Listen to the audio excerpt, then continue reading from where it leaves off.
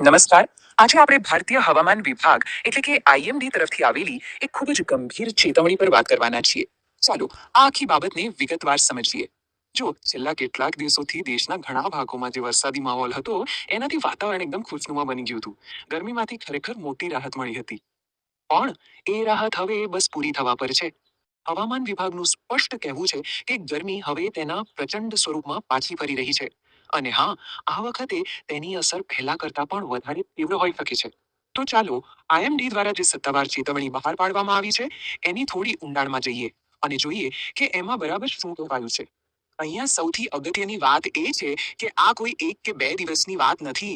આ ગરમીનો દોર લાંબો ચાલવાનો છે, જેમાં લાખો લોકોએ સતત ઊંચા તાપમાનનો સામનો કરવો પડશે.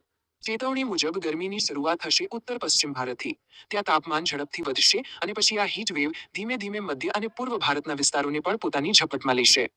તો સવાલ એ થાય કે એવા કયા વિસ્તારો છે જ્યાં ગરમીની સૌથી વધારે અસર જોવા મળશે.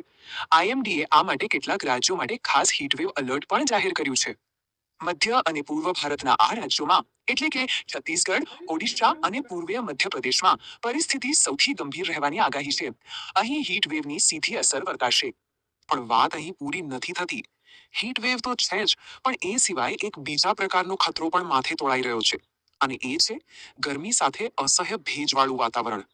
આ યાદી જુઓ. પૂર્વમાં પશ્ચિમ બંગાળ અને ઝારખંડથી લઈને પશ્ચિમમાં ગુજરાતના સૌરાષ્ટ્ર, કચ્છ અને દક્ષિણ ભારત સુધીના વિસ્તારોમાં ભલે સત્તાવાર રીતે હીટવેવ ન કહેવાય, પણ ગરમી અને ભેજનું મિશ્રણ લોકોને એટલું જ પરેશાન કરી શકે છે. હવે આ દેશભરમાં ગરમીના માહોલ વચ્ચે એક રસપ્રદ વાત પણ છે. દેશનો એક હિસ્સો એવો પણ છે જ્યાં હવામાન આનાથી બિલકુલ અલગ રહેવાનું છે. આના પરથી જ ભારતના હવામાનની વિવિધતાનો ખ્યાલ આવે છે, નહીં?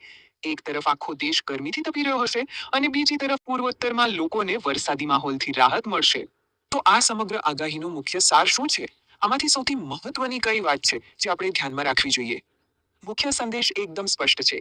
હવામાનમાં જમીન આસમાનનો ફેરફાર આવી રહ્યો છે.